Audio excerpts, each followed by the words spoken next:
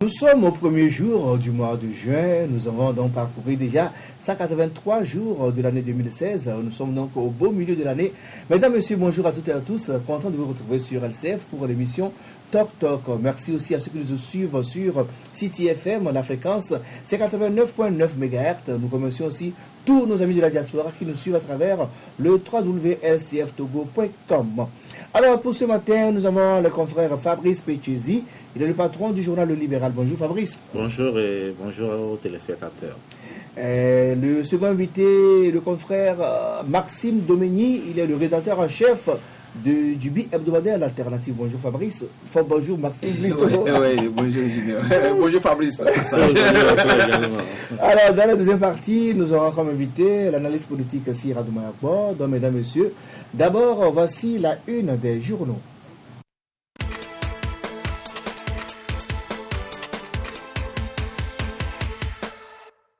La une des journaux de ce mercredi 1er juin, nous démarrons par le quotidien privé Liberté.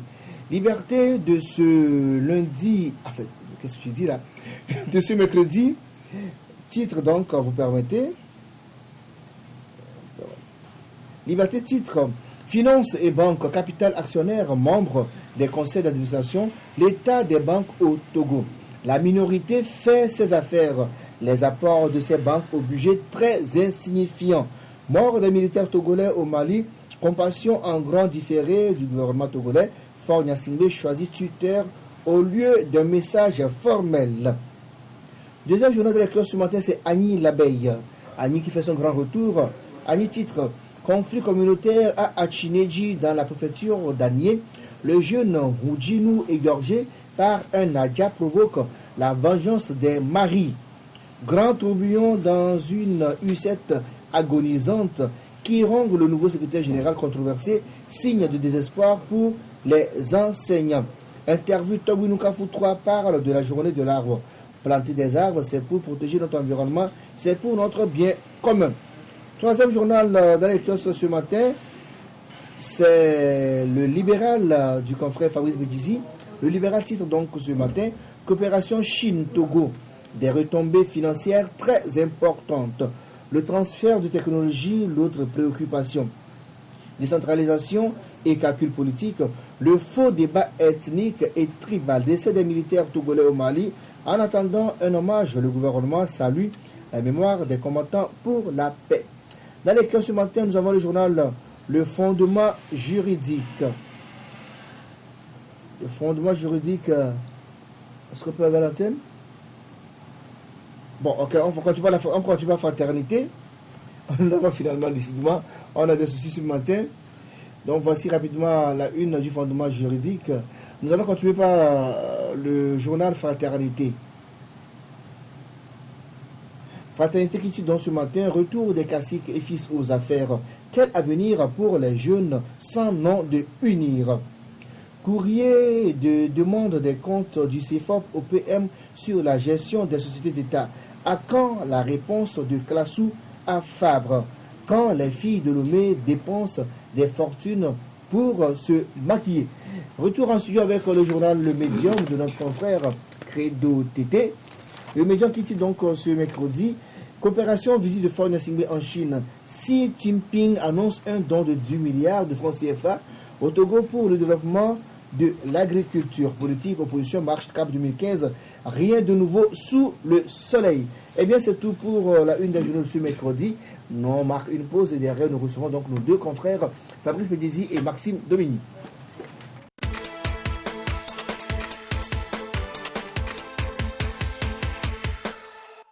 Retour en studio, donc on en parlait du premier sujet, on parlait des casques bleus togolais qui ont trouvé la mort la semaine dernière au Mali. Ils sont 5 compatriotes militaires à perdre la vie dans l'explosion d'une mine dimanche dernier à Sévaré au Mali. Tout le monde est ému et les réactions fusent de partout.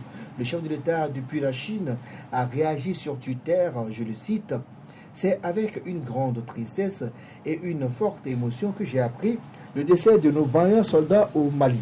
Je présente au nom de la nation toute entière et à mon nom propre nos condoléances à leurs familles ainsi qu'aux forces armées togolaises. » Fin de citation. D'autres responsables politiques ont aussi réagi suite à cette attaque dont ont été victimes nos compatriotes adjudant Tchadabalo Pamasi, sergent Bamzi Alafia, sergent Lanja Mozoboyo, soldat Tchedre Pante, soldat Akoto Komla Seignon. Après la réaction du chef de l'État et le communiqué officiel du gouvernement, vient aujourd'hui la polémique qui enflamme les réseaux sociaux. D'abord, les tutos n'ont pas apprécié que le chef de l'État ait choisi Twitter pour réagir. Ils auraient préféré qu'il s'exprime au micro des médias officiels qui le suivent en Chine. Alors, Fabio Petiti, vous a dit quoi? Oui, mais je crois que d'abord, le premier regret par rapport au décès des casques bleus au Mali, c'est qu'il y a aussi une autre partie de l'opinion qui estime que le gouvernement n'a pas vite réagi. Alors, n'a pas vite réagi, je crois qu'aujourd'hui, c'est en fonction des réseaux sociaux où lorsque quelque chose se passe, ça part tout de suite. Et donc, généralement, pour être vraiment speed ou rapide dans la réaction par rapport à certains événements, je crois que c'est le Twitter. Même si on peut estimer que celui du chef de l'État a pris aussi un peu de temps. Je crois qu'aujourd'hui, quand vous prenez même tous les grands dirigeants du monde, pour aller beaucoup plus rapidement, puisque le message, bon, il faut le concevoir jusqu'à ce que vous ne finissiez de saisir votre message pour le passer à l'antenne.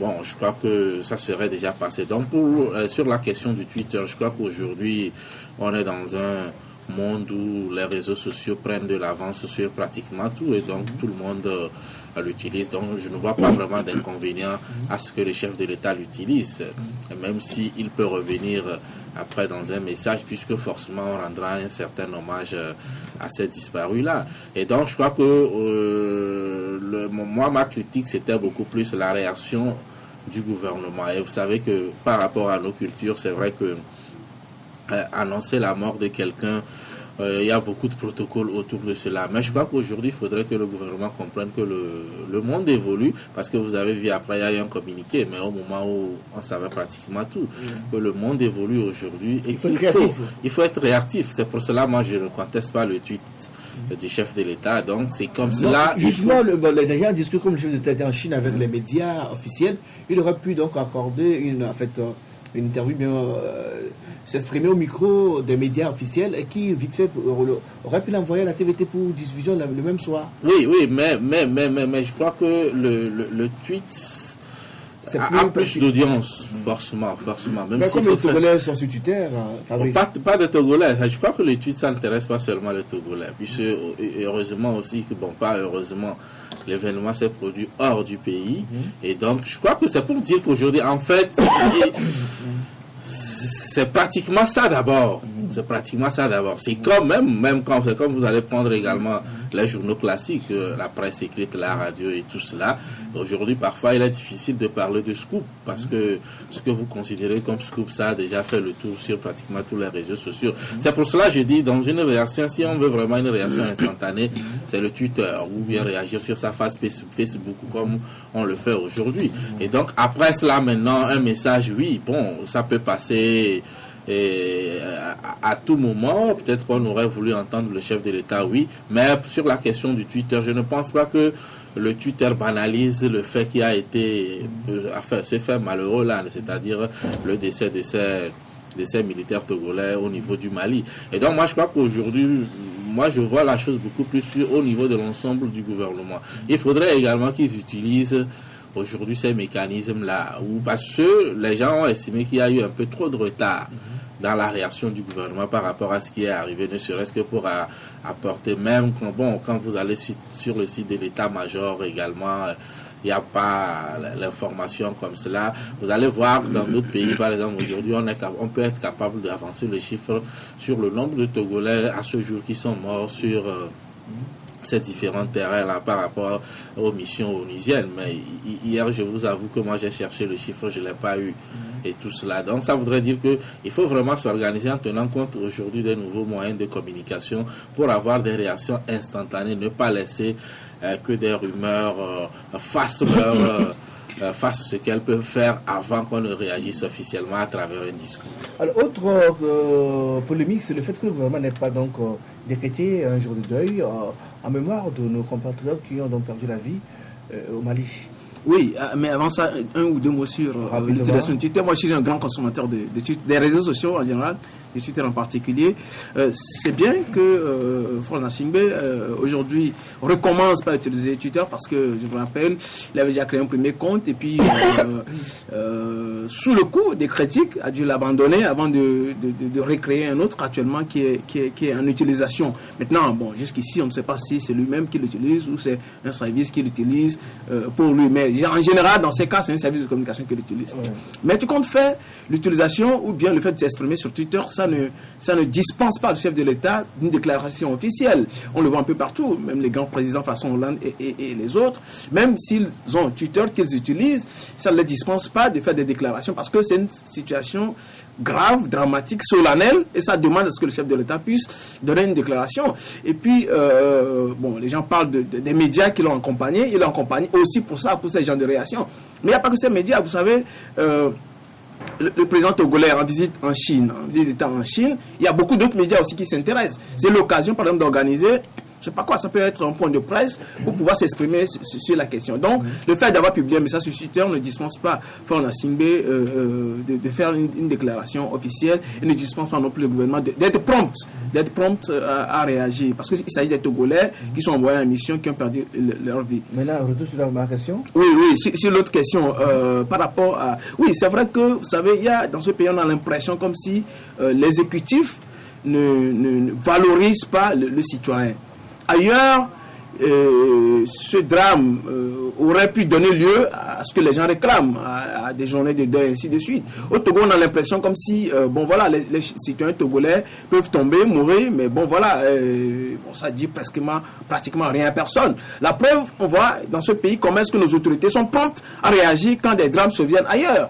Ouais, ils réagissent de façon très spontanée, très spontanée. Mais quand il s'agit des Togolais tombés, que ce soit sur le territoire ou ailleurs, bon, on sent une certaine nonchalance. On a l'impression comme si, bon, voilà, on n'est pas assez préoccupé par le sort des Togolais. Et donc, ceux qui adressent ces critiques au gouvernement, ils ont pleinement raison. Alors, maintenant, après le rapatriement des corps, il va falloir s'occuper des familles. Et selon nos infos, généralement, l'ONU verse aux soldats qui sont morts sur le terrain, enfin, sur le champ d'opération, l'ONU leur verse $10 000 en compensation pour donc indemniser les familles. Alors, et généralement, nous dit qu'au Togo, enfin, selon ce qu'on a appris dans la presse écrite, que les familles reçoivent moins que ça. Oui, en fait, il n'y a pas que ceux qui tombent sur les champs de bataille. Vous savez, on dit souvent, quand il y a mort d'homme, les passions se taisent. Mais je pense que quand nous aurons rendu hommage à nos frères qui sont tombés au Mali, il va falloir qu'on repose le débat même du traitement de nos frères qui sont engagés dans ces missions. Vous savez, excusez-moi, j'ai un chat dans la gorge. Il y a des... excusez-moi. Il y a des frères, des compatriotes togolais qui ont été reformés juste parce qu'ils ont demandé, ils sont partis en Côte d'Ivoire, ils ont été envoyés en Côte d'Ivoire, ils ont demandé des moyens de travail, genre, ils ont demandé des tenues pour bien travailler. Et ils ont été reformés juste parce qu'ils ont réclamé ça. Et ils sont là aujourd'hui, ils ont été renvoyés, ils ont perdu leur boulot. Dans quelles conditions est-ce que nos frères sont envoyés dans les missions à l'extérieur du pays? Vous connaissez cette histoire où des gens prennent la route d'ici jusque pour parcourir des milliers de kilomètres pour aller dans des missions à l'extérieur. Tout ça après que nous aurons rendu hommage à ça, avec qu'on repose ce débat sur le traitement de nos frères. Parce que vous savez, c'est les mêmes missions que nos frères accomplissent avec d'autres personnes, d'autres militaires venus d'ailleurs. Mais ils ne sont pas traités de la même façon. Pourquoi? Et pourtant, on ne va pas dire que l'ONU traite les gens en fonction de leur tête, en fonction des nationalités. Il va falloir qu'on repose les questions du traitement de nos militaires, que ce soit sur le plan national, mais surtout ceux qui exposent leur vie, qui prennent des risques en allant secourir d'autres personnes. On ne peut pas comme ça exposer sa vie, aller tomber sur des mines et qu'après des gens dans les bureaux puissent s'offrir le luxe de tailler sur les frais de mission qu'on devrait verser ou bien les dédommagements qu'on devrait verser aux familles. Et cette fois-ci, je pense que c'est l'occasion pour qu'on puisse veiller à ce que les familles puissent rentrer totalement dans ce qui leur est dû. Fabrice, est-ce que vous êtes au courant de ces pratiques-là qui considèrent, entre griffes comme on appelle la Côte d'Ivoire, les coupeurs de route, qui donc diminuent le montant dû aux familles des victimes? Oui, ben, je crois que, bon, c'est vrai qu'il faut aborder la question, mais ça pose un petit souci, parce que généralement dans nos cultures, on n'épilore pas sur qu'est-ce qu'on doit remettre à tel après la mort de tel avant l'inhumation et l'hommage rendu aux illustres disparus, parce qu'en fait, l'idée forcément n'est pas liée à ce qui doit revenir à une famille lorsqu'elle perd quelqu'un. Mais, comme on le dit souvent, c'est des chefs de famille qui sont partis pour cette mission. Et donc, généralement, il est de bon ton qu'on se soucie du sort qui est réservé aussi bien à la veuve et aux orphelins. Parce que, bon, on va pas aller là-bas et ça va se terminer comme ça. On était allé à une mission, ce n'était pas dans une affaire privée, en tout cas que c'est une mission du Togo. Et je me dis que forcément, il doit y avoir des clauses qui définissent clairement cette situation-là. Je n'en sais pas davantage, mais je crois qu'il le faut. Mais maintenant, d'un pays à un autre, je ne sais pas effectivement également si les traitements ne sont pas les mêmes. Mais je sais que par le passé, il y a eu un souci comme cela où on a eu dire que généralement, je crois que l'ONU traite directement avec certains, alors qu'à un moment donné, ici, ça passait par l'état-major. Et donc, quand ça passe par l'état-major, apparemment, finalement, ce qui devait revenir, même pour les vivants, c'est-à-dire ce qu'on appelle généralement frais d'émission, les primes pour ces missions-là, quand ça passe par l'état-major, apparemment, ce n'est pas la même chose que quand l'ONU traite directement avec les individus et autres. Donc, je crois que c'est des missions délicates. Et ils n'y vont pas là-bas pour de l'argent, mais je crois quand même que lorsque vous prenez l'engagement d'accepter à aller à ces missions-là, il faudra également que ce qui est prévu vous revienne. Mais il y a aussi un autre malaise qu'il ne faudrait pas ignorer, surtout au sein des forces armées togolaises, c'est-à-dire comment on désigne.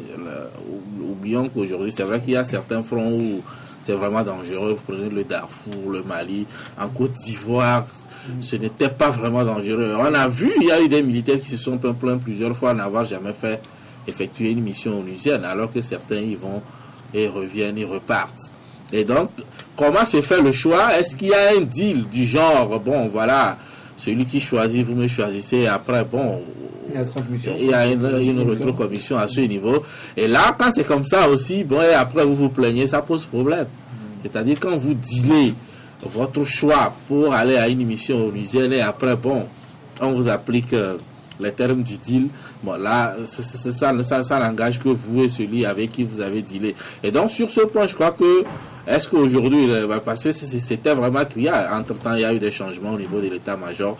Bon, peut-être qu'aujourd'hui, tout est rentré dans l'ordre, mais par le passé, il y a eu ces plaintes-là qu'on a pu quand même déceler au sein de certaines forces, ou du moins certains éléments des FAT, qui se plaignaient n'avoir jamais fait de mission, alors que certains vont et ils reviennent. Et donc, maintenant, quand ils y vont, quel est le traitement qui est fait? Je crois qu'il faut résoudre fondamentalement ce problème et revenir surtout sur le sort qui est réservé à la veuve, à l'orphelin, pour qu'à un moment donné, ce ne soit pas tout un monde qui s'écroule sur toute une famille parce que bon, le père est allé sur le front et il est décédé. Et puis, deux mots pour apporter de l'eau moulin à Fabrice. En fait, ce problème d'injustice, ce n'est pas seulement au sein des forces armées togolaises.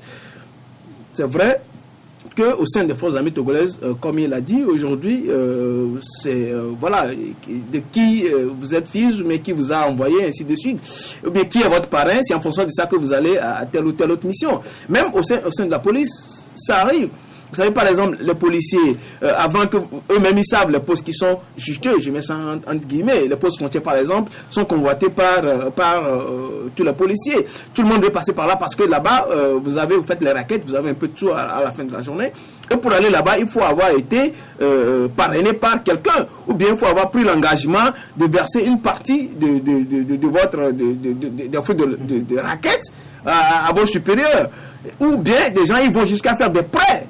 Parce que leur émolument n'était pas suffisant pour pouvoir garantir les gens, nous on a reçu plein de plaintes, on a même fait des articles là-dessus. Les gens ils vont jusqu'à faire des prêts pour pouvoir s'offrir ces affectations juteuses. Vous savez, c'est si gravissime. Et donc, ce problème de l'injustice doit s'arrêter. Et même pour accéder à l'administration publique.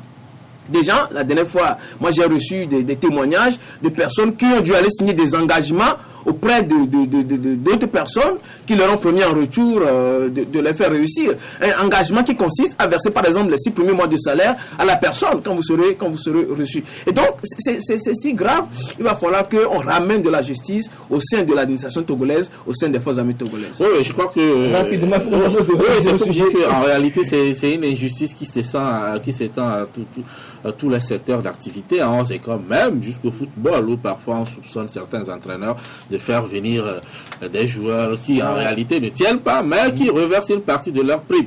Et donc qu'est-ce qu'il faut faire? Comme quoi la gangrène, la corruption a gagné tout le pays. C'est une gangrène, donc il faut. Tant qu'on ne va pas lutter contre ça, ça va continuer par gangréner tous les secteurs.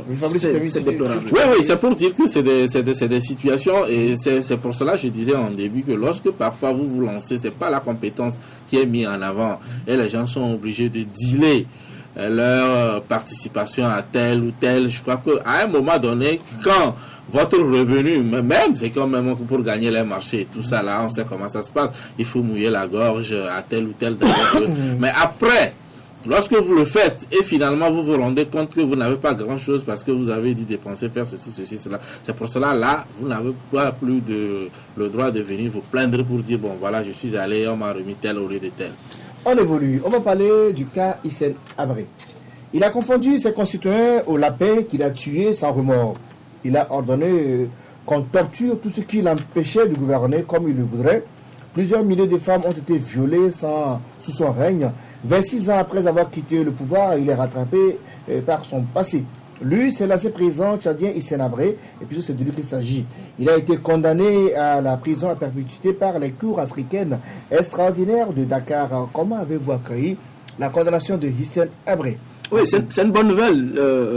Comme quoi, ça peut prendre du temps.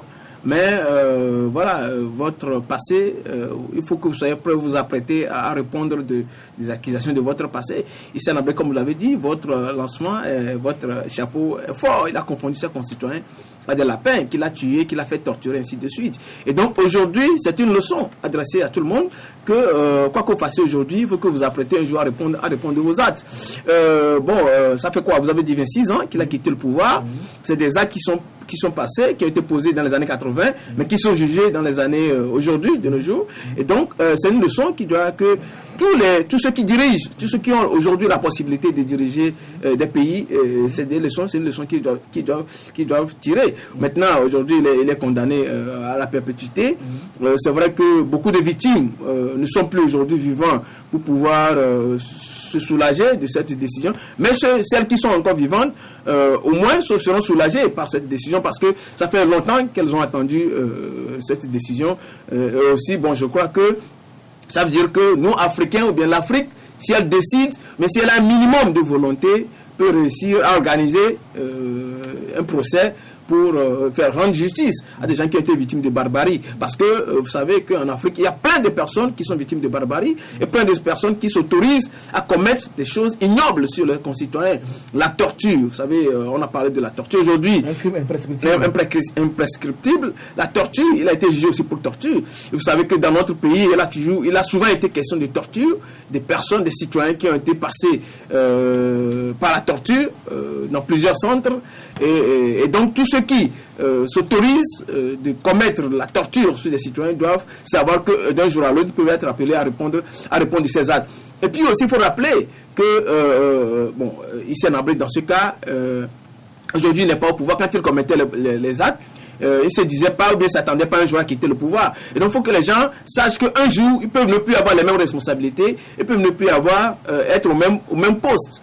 Et donc un jour, ils devront se soumettre à la loi et répondre de leurs actes. Et puis il y a des crimes qui sont imprescriptibles. Il y a des crimes, il y a des juridictions aussi qui ne reconnaissent pas l'amnistie. Il faut que les gens le sachent. Par exemple, la CPI ne reconnaît pas l'amnistie. Dans ce cas, la CPI n'a pas jugé de cette affaire parce que les actes qui ont été posés, qui sont jugés, ont été commis bien avant la création de la CPI. Donc la CPI n'a pas connu ces affaires. Mais la CPI moi j'en sais quelque chose parce que la CPI a appuyé la Cour africaine extraordinaire de Dakar qui a été créée pour juger cette affaire. Alors Fabrice Pédizi, est-ce que les chefs d'État en fonction doivent s'inquiéter aujourd'hui après la condamnation de Hissène Habré?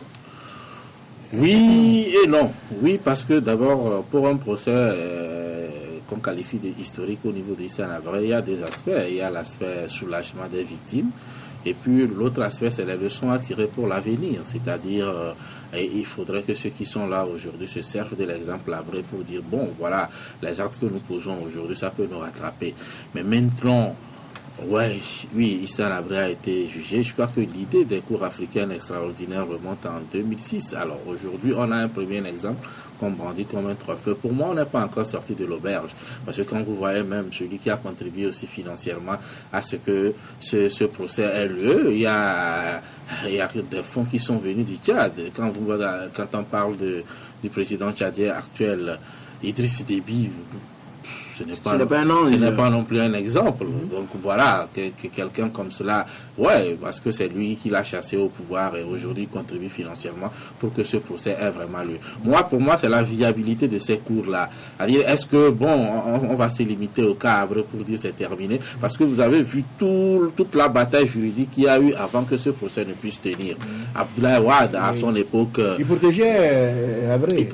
Il disait qu'il ne pouvait pas prendre l'argent du contribuable sénégalais pour se lancer dans un procès comme cela et autres. Alors aujourd'hui, Macky Sall est arrivé, il l'a fait.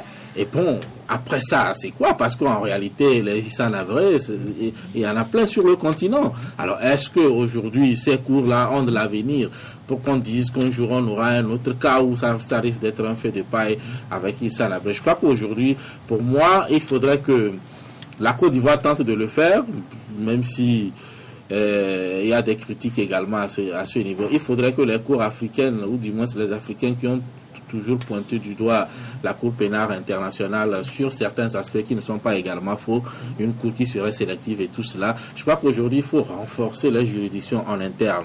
Et de ces cours-là, il faut les avoir. Mais le problème de l'Afrique, c'est comment les financer.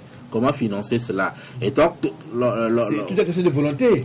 Justement, je ne veux vous pensez pas aujourd'hui. Il y a des chefs de l'État qui sont allés au niveau de la CPI. Vous pensez que moi je peux mettre l'argent dans une cour qui un jour risque de jeter son grappin sur moi? Donc je crois qu'il y a ce véritable souci-là. Il y a ce véritable souci-là qu'il faut d'abord relever pour qu'on sache vraiment que les cours africaines extraordinaires qu'on a souhaité soient vraiment indépendantes, surtout, et que les procès puissent vraiment être des procès sérieux comme celui qu'on a eu à Dakar, même si on a regretté un peu qu'il n'y ait pas eu tous les éléments qu'on aurait souhaité avoir au niveau d'un procès, parce que le condamné n'a jamais reconnu cette cour-là. Donc aujourd'hui, c'est le grand défi. Oui, on a condamné Hissène Habré, on a jugé un ancien chef d'État africain sur le sol africain. C'est historique, mais l'avenir, c'est quoi? La suite, c'est quoi? Oui, en fait, oui, juste dire que, en fait, si par exemple Hissène Habré a été jugé par une cour spéciale, c'est parce que il n'y avait pas de cour qui était compétente pour connaître ces genres d'histoire. Aujourd'hui, il y a une cour internationale, la CPI, qui est là, qui est capable de connaître d'un certain nombre de crimes aujourd'hui. Et donc, tous les actes qui seront posés aujourd'hui, mais qui sont en train d'être posés aujourd'hui, si les Africains ou bien les pays où ces crimes ont été commis ici, ces pays ou l'Afrique ne sont pas capables de juger de ces actes, il y a une cour internationale qui est aujourd'hui, heureusement, là pour connaître de ces actes. Et donc c'est une bonne nouvelle. C'est une bonne nouvelle. C'est vrai que dans le cas Hissène Habré, il faut plutôt retenir l'aspect symbolique de la chose. Un Africain qui a commis des crimes sur ses compatriotes et qui a été jugé sur le continent africain. Donc c'est beaucoup plus symbolique qu'autre chose. Mais ça disait quelque chose. C'est déjà qu'avant ça n'existait pas. C'est déjà quelque chose. Et donc c'est une leçon que beaucoup de personnes doivent retenir. Et savoir aussi qu'aujourd'hui, on n'a pas forcément besoin d'une cour spéciale en Afrique pour poursuivre quelqu'un qui a commis des crimes. Il y a une cour internationale qui existe et qui peut poursuivre la personne. C'est ça le problème. Aujourd'hui, si on veut en venir à des cours africaines extraordinaires, c'est parce que les Africains ne veulent plus aller à la CPI. Donc aujourd'hui... D'où ma question. Est-ce qu'avec ce jugement d'Hissène Habré, la CPI va chômer? Parce que la plupart des CPI... Oui, en réalité, la CPI, il n'y en avait pas en Afrique. C'est pour cela, les gens... Vous avez vu, par exemple, en Côte d'Ivoire, on dit je n'en verrai plus d'Ivoiriens au niveau de la CPI. Parce qu'ils estiment qu'aujourd'hui, ils ont des juridictions capables de connaître de ces crimes-là. Et donc, c'est pour cela que je dis, si à un moment donné, les Africains estiment que la CPI ne s'intéresse qu'à eux, puisque ailleurs, dans d'autres pays, ils ont quand même des mécanismes pour pouvoir connaître de ces crimes. Nous, on n'en avait pas. Aujourd'hui, il y a l'exemple que le Sénégal a donné. Alors c'est pour cela que je dis, il faudrait aller dans le renforcement de cela, si on veut échapper à la CPI. Et aussi longtemps qu'on va prouver aux yeux du monde qu'on n'est pas capable de juger nos criminels, supportons qu'on déporte ou du moins on envoie les gens au niveau de la Cour pénale internationale. Mais si on arrive à avoir de ces cours-là comme au niveau du Sénégal, mais il y a aussi la question de la volonté politique. À part Macky Sall, je suis en train de voir combien sont ces chefs d'État qui sont capables de faire ce qui a été fait au niveau du Sénégal là, parce que vous n'oubliez pas que la politique c'est aussi la diplomatie et tout cela et autres. Et donc c'est un peu ça aujourd'hui le problème. Tant qu'on n'aura pas renforcé ces cours-là capables de connaître de ce type de crimes contre l'humanité et autres, la CPI sera là. Et puis il faut savoir quelque chose. Si la CPI n'intervient pas n'importe comment dans les pays. La CPI intervient quand le pays ne veut pas ou ne peut pas juger de ces crimes. Quand par exemple le pays ne veut pas, il n'y a pas une volonté politique pour juger de ces crimes, ou bien le pays n'a pas la capacité, c'est-à-dire par exemple que son arsenal juridique ne lui permet pas de juger de ces crimes. Prenons l'exemple du Togo où la torture n'était pas par exemple criminalisée. Si par exemple la CPI est compétente pour connaître des crimes de torture et que des crimes de torture ont été commis au Togo, mais que l'état de la juridiction au Togo ne permet pas de juger de ce crime, la CPI se saisit du dossier. Vous voyez? Et donc, il y a des conditions. La CPI ne vient pas jeter son grappin sur n'importe qui. C'est quand le pays est incapable de juger ou ne veut pas juger que la CPI intervient. Donc, tant que, comme il a dit Fabrice, tant que les Africains ne prouveront pas assez qu'ils ont la volonté de juger, de créer une justice indépendante dans leur pays, voilà, d'autres personnes le feront à notre place. Et donc, c'est ça aussi la leçon. Nous allons évoluer, mesdames et messieurs, donc nous aurons le temps de revenir donc, sur la condamnation de l'ancien chef d'État tchadien Hissène Habré. Donc, il va passer le reste de ses jours en prison pour avoir donc torturé, tué, violé ses concitoyens. Tout à l'heure, nous allons marquer une pause et derrière la pause, nous recevons notre invité, l'analyse politique Sir Adoumayakbo.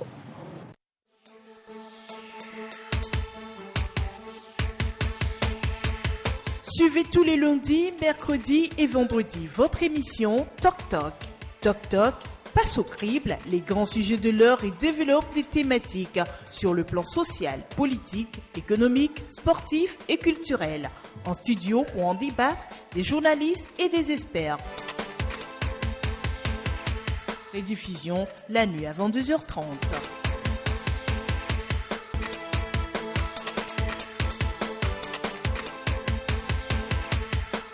Ça va bien, je vous suivais. Retour en studio avec notre invité. Je vous rappelle que nous avons en studio ce matin l'analyste politique Sir Adoumayakbo. Bonjour, monsieur Adoumayakbo. Bonjour, comment allez-vous? Bien, merci d'avoir accepté notre invitation pour la seconde fois. C'est avec grand plaisir. Ok. Nous allons démarrer, on va avoir votre avis, enfin votre réaction sur un ou deux sujets. D'abord, sur la mort des compatriotes togolais, 5 militaires qui ont trouvé la mort dimanche dernier au Mali. Quelle est votre réaction dans ces décès? Face à ce drame, je ne puis que m'incliner devant les mémoires désormais universelles de ces grands citoyens d'État dont les vies ont été disloquées dans le sillage de leur mission noble, et avoir une pensée soutenue pour en direction de leurs familles respectives. Et je crois que dans ces heures difficiles pour la République, toute retenue est de circonstance. Alors, l'autre sujet de l'heure, c'est la condamnation de l'ancien président tchadien Hissène Habré. Il est condamné à la prison à vie. Comme vous avez suivi sur son procès qui a duré 10 mois, donc les cours extraordinaires africaines de Dakar ont fini par le condamner cette semaine. Votre réaction sur cette sentence? Écoutez, je suis très satisfait. C'était le minimum que la justice des hommes pouvait infliger à cette race de dictateurs incultes, éjaculateurs précoces de la honte de notre continent. Et cela doit servir de leçon pour tous ces dictateurs qui sont toujours en action, en fonction. Si vous permettez que je nommasse le nom d'un parmi eux qui sévit lourdement et gravement en ce moment, qui est Sassou Nguesso. J'espère qu'un jour, il connaîtra le même sort. Il a fait quelque chose de mal? Écoutez, il est en train d'assassiner son peuple. Il y a des morts. Il n'est pas le seul, il y en a d'autres. Mais lui particulièrement je trouve que ce qu'il fait est absolument inhumain. Il dit qu'il est attaqué, son pays est attaqué par des rebelles de l'ancien pasteur Outoumi. Mais c'est n'importe quoi. C'est n'importe quoi. Qu'est-ce qui a causé tout ça? C'est parce qu'il a volé les élections. C'est parce qu'il a égorgé son peuple. Là, si on n'a pas les preuves évidemment, on ne peut pas. Vous savez, quand vous avez des grands experts de la fraude électorale, il est très difficile d'établir des preuves. Parce que ce sont des systèmes sophistiqués et avec la complicité ou des complicités internes et externes qui font que il est très difficile. Vous avez des faisceaux de présomption, mais vous n'avez pas de preuves absolument irréfutables. Parce que ce sont des grands experts qui sont là, pas des experts de l'intelligence. Ça se saurait. Et c'est très difficile, mais on ne peut que condamner. Et j'espère que toutes ces races d'hommes qui sont en passe d'être déshumanisés seront conduits un jour, à un moment donné, tôt ou tard, devant ce type de tribunal. Mais ce faisant, il ne va pas vouloir quitter, il va vouloir mourir au pouvoir.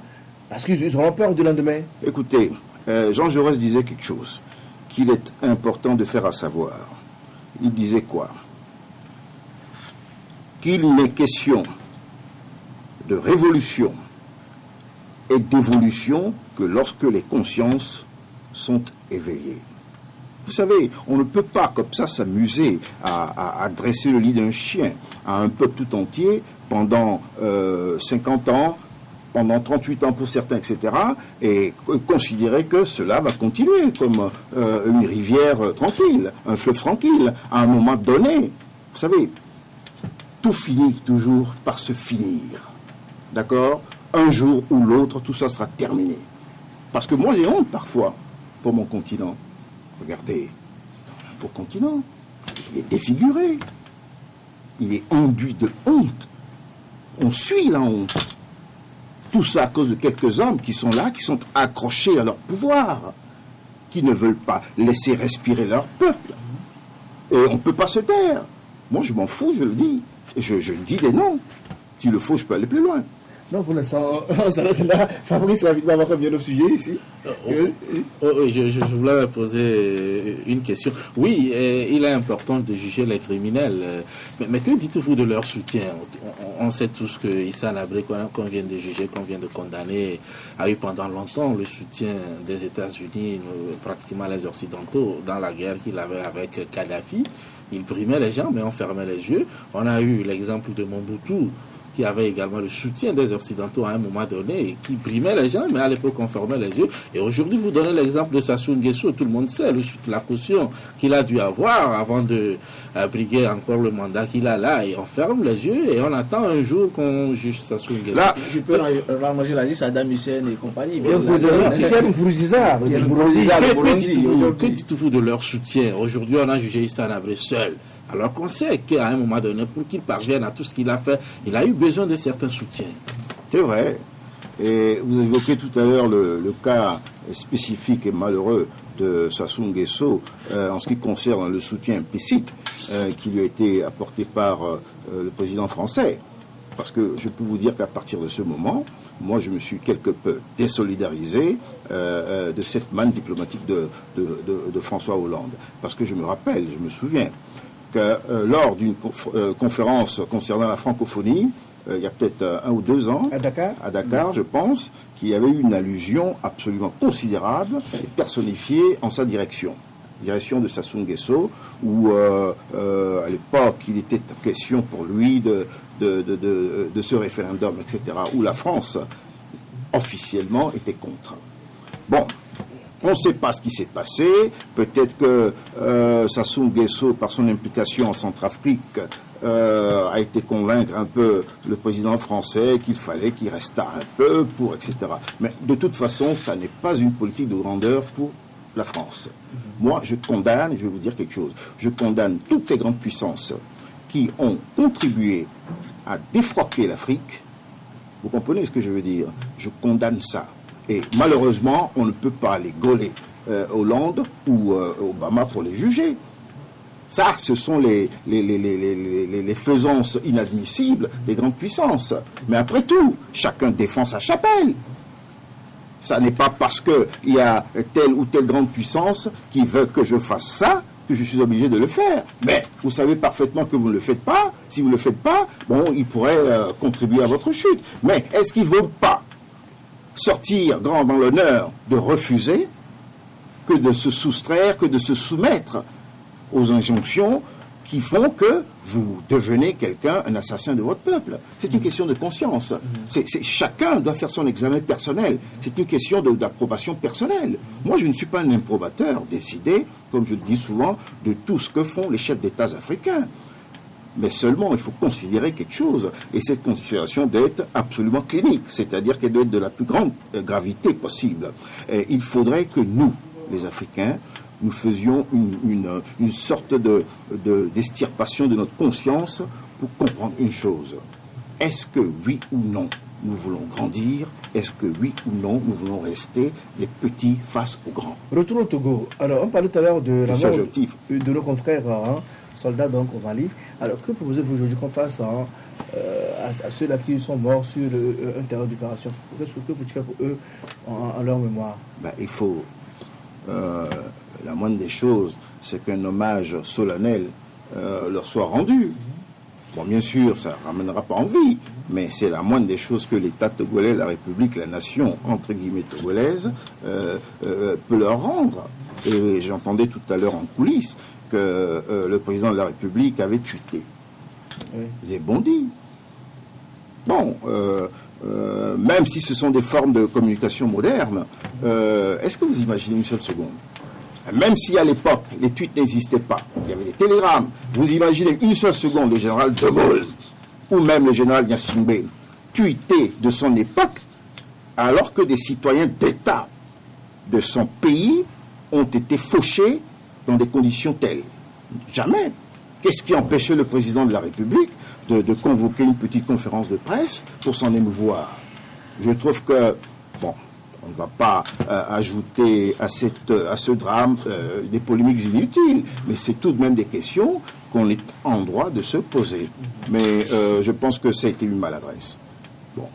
Et il faut la nation doit rendre l'honneur dû à la hauteur du drame qui a frappé le pays, c'est-à-dire le Togo. On vous dira que nous sommes au temps moderne et que c'est la meilleure façon de communiquer aujourd'hui, c'est les réseaux sociaux. Écoutez, il faut savoir faire la distinction entre la modernité et les valeurs essentielles qui constituent la vie. On ne peut pas appliquer des systèmes de communication modernes à un drame de cette ampleur. C'est une question d'approbation personnelle. Moi, je ne l'aurais pas fait, mais je ne suis pas président de la République. Nous allons parler politique avec la question des réformes. Samedi prochain, les Togolais vont descendre dans la rue pour réclamer les réformes constitutionnelles et institutionnelles. Mais ça fait bientôt 10 ans que ça traîne. D'abord, vous, est-ce que vous êtes pour les réformes politiques? Vous êtes pour? Mais évidemment. Et que voulez-vous, principalement à votre niveau, qu'on fasse au niveau des réformes?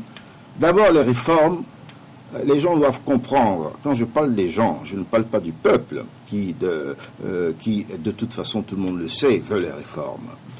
Mais certains politiques doivent comprendre que cette question des réformes n'est pas une coquetterie.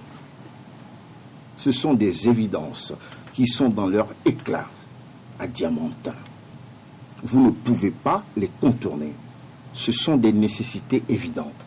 Personne qui, même les plus grands négateurs de ces réformes, savent au fond d'eux-mêmes, dans les tréfonds de leur conscience, que ces réformes sont absolument essentielles pour le devenir de la nation togolaise. Qui peut refuser les réformes? Est-ce qu'il est normal que depuis bientôt 60 ans, un chiffre considérable,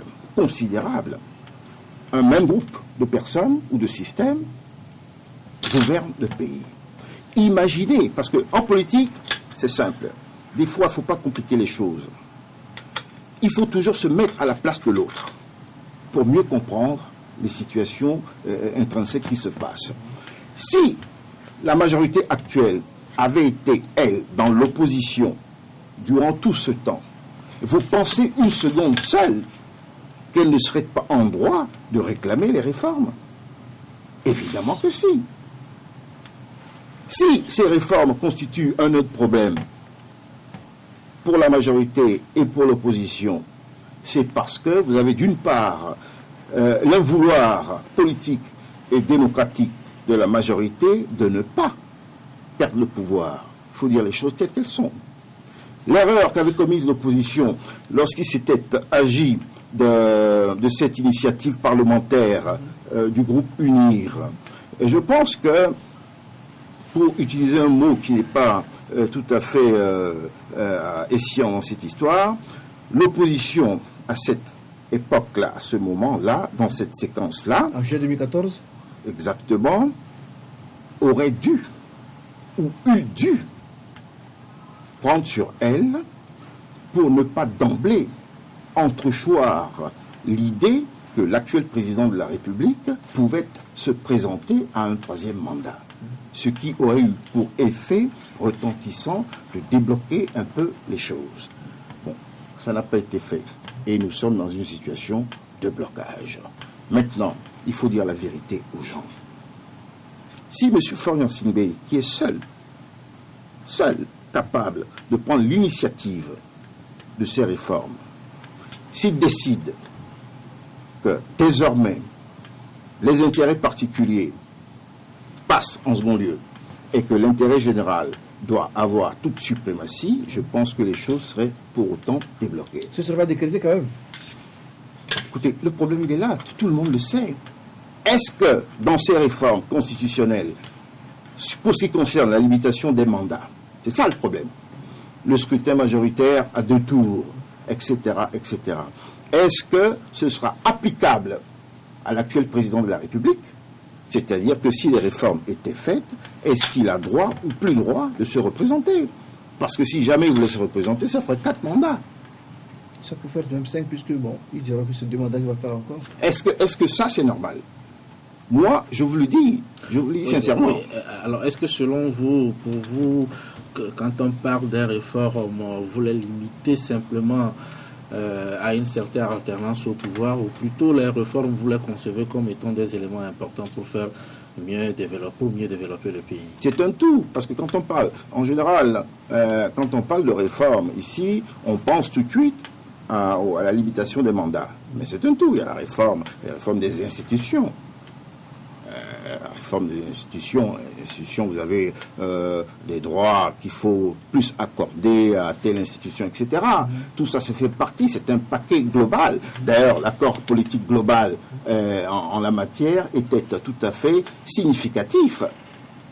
Mais les réformes, la voûte du problème, c'est quoi?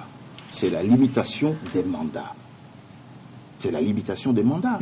Et le scrutin majoritaire à 2 tours, c'est ça qui coince. Est-ce que maintenant, nous aurons affaire à des hommes politiques responsables qui se disent, bon, maintenant, pensons à l'histoire. Un pays, c'est l'histoire, pensons à l'histoire. Les gens veulent les réformes. Mais pour que ces réformes eussent été faites, il faudrait que je m'abstienne d'être candidat de nouveau à un 4e mandat. Là, vous l'avez dit tout à l'heure que, en fait, si les réformes ne sont pas faites jusqu'ici, c'est parce que c'est dû à l'invouloir de certains. Mais bien sûr. Oui, voilà. Maintenant, à votre avis, nous sommes là devant un blocage. Quelle marge de manœuvre reste-t-il aujourd'hui pour pousser ceux qui ont l'initiative d'aller vers ces réformes? C'est de se faire harakiri. C'est-à-dire de considérer que jamais une partie de l'opinion n'accepterait plus que les mêmes personnes d'emblée aient droit de se représenter encore 1 ou 2 fois.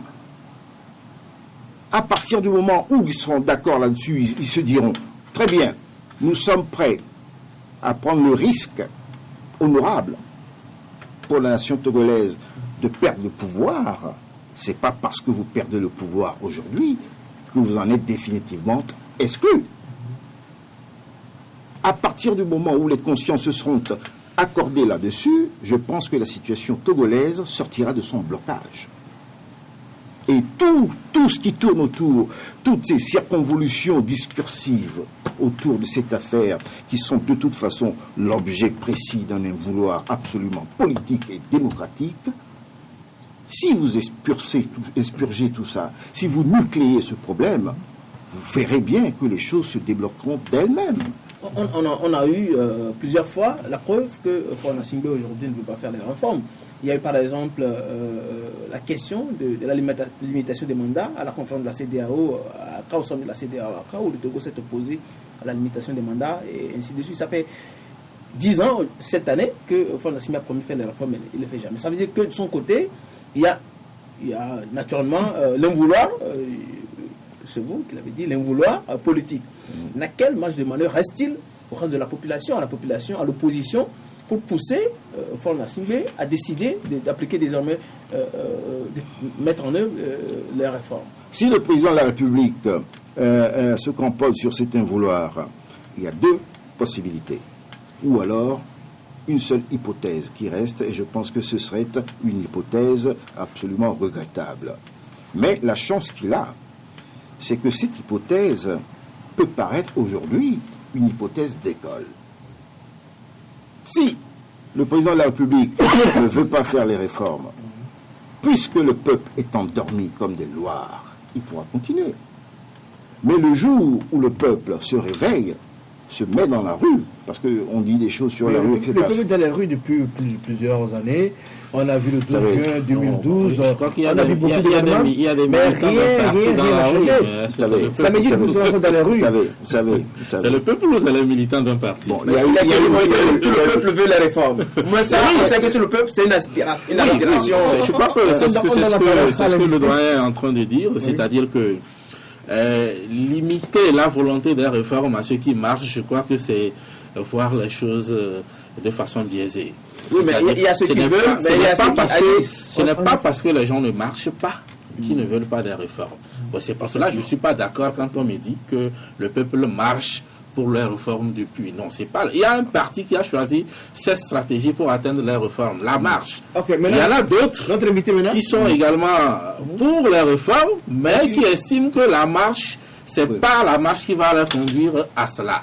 Et donc, je crois qu'aujourd'hui, on a des théories et il faut les mettre en pratique pour voir laquelle on va porter. Vous savez, je vais vous dire quelque chose. Aucune de ces théories ne peut avoir une vie longue face à l'invouloir en face.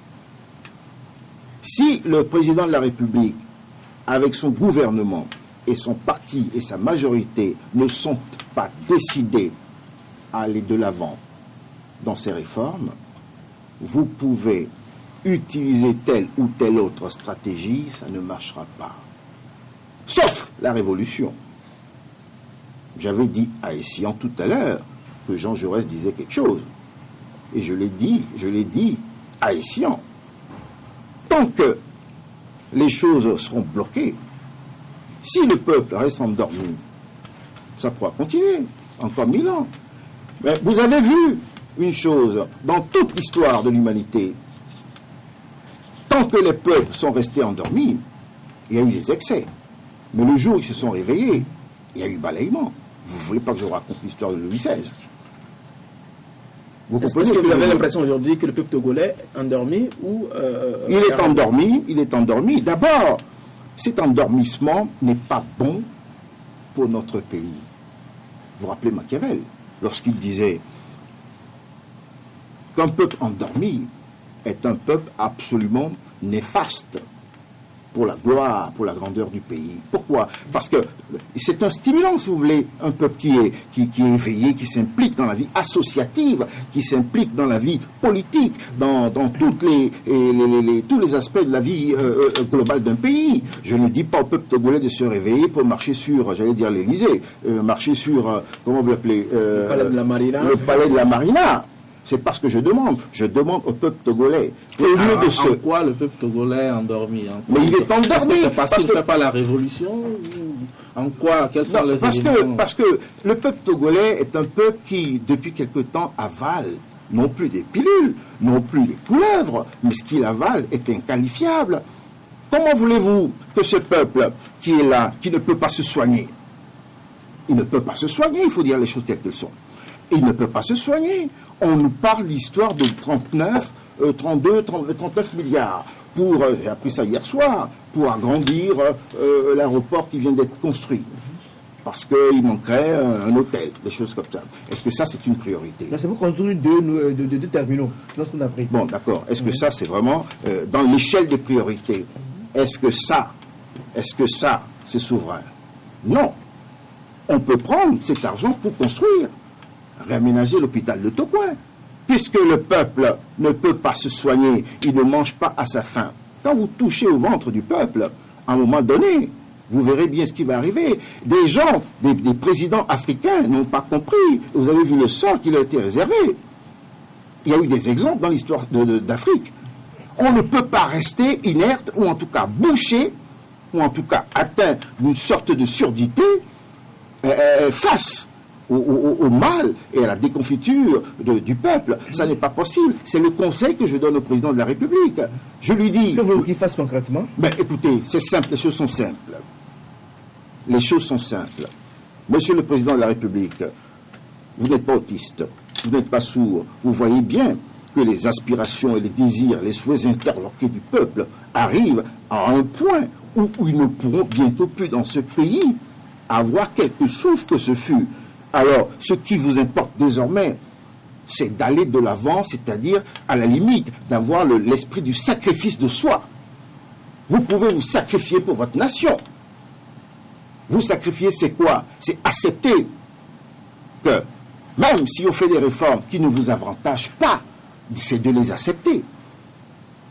C'est tout ce que je lui demande. Accepter l'inacceptable pour vous. C'est ça que je demande au président de la République. Depuis 10 ans, il y a l'opposition aussi qui est en lutte, jusqu'ici belle, pour obtenir ces réformes. À votre avis, est-ce que l'opposition fait ce qu'il faut? Est-ce qu'il fait assez est-ce qu'elle fait assez autant pour moi pour obtenir ces réformes? Sinon, qu'est-ce qu'elle devrait faire, cette opposition? J'avais sévèrement condamné à un moment donné, je continue de le dire à chaque fois que l'occasion m'est donnée, de condamner sévèrement la stratégie de conquête du pouvoir de l'opposition. Bon, on me dit oui, mais vous êtes anti-opposition. D'abord, il ne s'agit pas d'une opposition, il s'agit des oppositions. Il y a des choses qui sont claires en politique, il y a des évidences. Est-ce que vous pouvez sincèrement définir ce qu'est l'opposition togolaise? Qu'on me le dise. Est-ce que l'opposition togolaise s'arrête à M. Fabre, Jean-Pierre Fabre? Non. L'opposition togolaise, c'est-à-dire les oppositions togolaises... Elle est plurielle, l'opposition togolaise. Vous parlez de pluralité. Je parle de nébuleuse. Et je sais ce que ça veut dire. C'est une nébuleuse. Ne me parlez pas de pluralité. Qu'est-ce que vous mettez dedans dans le mot nébuleuse? Ben, écoutez, vous avez dans une nébuleuse chaque particule qui a sa propre vie et sa propre implosion. C'est ça. Dans ces parties, vous en avez qui sont des minuscules, qui n'ont qu'un seul vouloir, implacable, c'est d'arriver au pouvoir. Mais ils savent parfaitement qu'ils ne le pourront pas. Est-ce que, ici, présent, vous avez l'ambition d'être président de la République? Est-ce que moi j'ai l'ambition d'être président de la République? Non. Tout le monde peut être président de la République? Non. C'est un don. On vous le donne. Mais quoique dans l'histoire de l'Afrique, on a bien vu que ça a été des cortèges imposés. Et la preuve, quand c'est comme ça, vous voyez bien la langue du pays, ce que ça donne. Quand vous n'avez pas vécu, inspiré, subi, souffert votre vocation de président de la République, ou en tout cas d'un homme à portée de diriger une nation, vous avez ce qui se passe, parce que vous ne l'avez pas mûri, parce que vous ne l'avez pas rêvé, parce que vous ne l'avez pas transpiré. C'est ça qui... Ma question... Vous voulez que je donne des noms? Ma question n'a pas été répondue. Qu'est-ce que cette opposition peut aujourd'hui faire pour obtenir ces réformes? Ce qu'elle doit faire. Elle doit faire la même chose que je demande à Faure Gnassingbé. C'est-à-dire? Elle doit absolument elle-même nucléer ses propres problèmes. C'est-à-dire qu'il faut qu'au sein de ces oppositions, il y ait des gens qui se disent, bon, maintenant, politiquement, je ne veux plus ça. Je ne peux plus viser le même fauteuil. Qui, par exemple? Mais ils sont pléthores. Ils sont pléthores. Si on veut, je peux aller loin. Allez-y. Allez-y, allez-y. Voulez-vous que j'aille loin? Allez-y. Je demande à M. Fabre, de façon solennelle et publiquement aujourd'hui, de surseoir cette idée, ou en tout cas à cette volonté ou velléité d'être un candidat à répétition. Comme je le demande à M. Florian Singh. Quel est le reproche que vous faites? Oui. Est-ce que ce n'est pas le mauvais exemple quand Non. on sait que c'est lui qui est arrivé en deuxième position à la dernière présidentielle? Ça n'est pas parce que, je peux vous donner plein d'histoires, ça n'est pas parce que, d'exemple, ça n'est pas parce que vous êtes arrivé en deuxième position que systématiquement, d'emblée, vous devrez être encore le candidat. Le problème n'est pas là, le problème n'est pas du candidat, c'est de voir les éléments, ou en tout cas la dimension qui puisse vous permettre d'accéder dans l'union. Moi, je suis là pour que les gens soient unis. Qui, dans l'opposition, est capable aujourd'hui, quel nom peut-on me donner dans l'opposition, capable aujourd'hui d'emporter tout un élan, toute une vague de personnes d'âme de ce pays? Dans la condition, c'est le colloque de l'union de l'opposition? J'ai entendu dire, il y a eu un ancien candidat à l'élection présidentielle, comment s'appelle-t-il? Le jeune. Djeli Tama? Oui, qui avait dit que l'union de l'opposition n'était pas... C'est une utopie ou quelque chose une comme ça? utopie. Mais je voudrais lui rappeler une chose, parce que quand j'ai entendu ça, j'ai eu mal au ventre. L'union est une fin en soi. Vous comprenez? On ne peut pas vivre dans un pays tel que le nôtre si on n'a pas l'idée de l'union à l'esprit. Et puis l'utopie en politique est nécessaire, parce que l'utopie, quelle que soit la raideur de l'utopie, il faut bien le savoir, l'utopie, la raideur de l'utopie ne peut résister contre la volonté des hommes. Vous avez dit que l'opposition, c'est une nébuleuse aujourd'hui. Donc, essayer d'unir une nébuleuse, ça relève de... Mais il faudrait que les gens se disent... Il faudrait... Mais tout à l'heure, vous avez suggéré à M. Fabre de surseoir à son projet d'être candidat de façon répétitive. Qu'est-ce que vous voyez, vous, actuellement, pour prendre le relais, le flambeau? Je n'en suis pas plus savant que vous. J'ai ma petite idée. Parce que je suis en train de voir ce qui se passe, j'analyse, je regarde. Qui est dans ce pays la personne qui peut unir les âmes dans ce pays? Pour le moment, nous ne le savons pas. Mais c'est cette personne-là qu'il faudrait. Alberto Olympio? Je vous en prie, il s'agit de gouverner la République. Pas lui. Hein? Je vous en prie. Parce que c'est une affaire sérieuse. Il faudrait que les gens comprennent une chose, c'est que la politique, c'est sérieux. C'est pas une distraction. Abouibo? Vous pensez qu'il n'est pas sérieux? Monsieur Olympio. Oui. Maître Abouibo, par exemple? Maître Abouibo, il est à la retraite. Donc vous pensez Oui, que vous êtes à vous base de toute cette vous politique? parlez d'unir. Est-ce que vous avez l'impression que le peuple togolais est divisé? Oui, le peuple togolais, contrairement à ce que une certaine tonalité indiquée veut faire entendre, c'est un peuple divisé. Pourquoi? Je peux vous donner des exemples. Donc, il est divisé. Il fallait l'unir. Ah bon. eh bien, écoutez, pour le moment, ils n'ont pas encore réussi. Parce que quand vous essayez de diviser les gens pour régner, vous divisez les gens pour régner. Je peux vous prendre l'histoire des préfectures d'Agoué, etc. Hein, ça s'apparente à une partition, et je pèse mes mots, une partition, par exemple, en l'espèce du Grand Lomé. Pourquoi on nous dit qu'on veut rapprocher l'administration des administrés à Agoué et ne pas ramener et rapprocher les administrés de l'administration à comment ça s'appelle, à Baguida et autres? Baguida me semble beaucoup plus loin de Lomé que ne l'est Agoué. Ce sont, et croyez-moi, ce sont des scélératesses électorales qui ne font qu'ajouter au prochain casus belli qui risque de faire imploser ce pays. Votre recette pour parvenir enfin à ces réformes tant attendues? C'est ce que j'ai dit. Si vous avez... Indépendamment de la volonté de l'un ou de l'autre. Mais c'est ce qu'il faut. C'est une question de volonté politique. C'est une question de volonté de grandeur d'âme. Vous ne pouvez pas être d'accord de perdre certains avantages si vous n'avez pas la grandeur d'âme de les assumer, d'assumer ces pertes-là. C'est ça le problème. Le problème, il est ailleurs. C'est pas quelle stratégie pour faire les réformes, etc. Il n'y a pas besoin de stratégie pour faire les réformes. Il est besoin d'une prise de conscience, c'est-à-dire d'un sacrifice de soi et de ses propres intérêts pour faire les réformes. Pensez-vous que l'opposition rassure le pouvoir actuel? Parce que, eût-il fallu que l'opposition rassurera le pouvoir actuel avant que les réformes eussent été faites? C'est une question. C'est une question subsidiaire que l'âme doit se poser. Parce que si c'est ça, nous n'en sortirons jamais. Est-ce que vous avez l'impression que dans le cas précis du Togo, les réformes peuvent emporter le réformateur? Dans la logique des choses, dès lors que les réformateurs, c'est-à-dire ceux qui font les réformes, c'est ça, c'est ce que vous voulez dire, auront compris que la limitation des mandats serait pour eux peut-être implacable, ils sont emportés un temps, mais c'est pour mieux renaître. Comme quel coup? Mais évidemment, moi je serais d'accord que M. Florian Sibé, dans 10 ans, soit encore candidat. Il n'y a pas de problème. C'est pas évident aussi. Ben, écoute, c'est à lui de faire en sorte que politiquement, il soit assez établi pour le faire.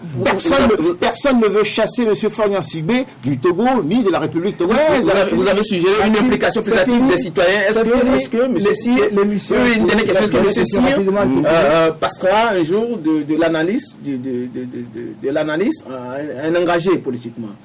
Ben, c'est ce que je fais depuis toujours. Hein, parce que ce parlement d'analystes ne trompe personne. Je suis un citoyen d'État engagé pour une certaine dimension, pour une certaine nouvelle. Ben, je le suis depuis toujours. Tout le monde le sait. Dans un parti. Monsieur Adoumouakpo, on vous donne le mot de fer rapidement pour qu'on libère l'antenne parce que l'émission tire à sa fin. Écoutez, je ne puis finir que sur le mot du début, c'est-à-dire cette pensée soutenue.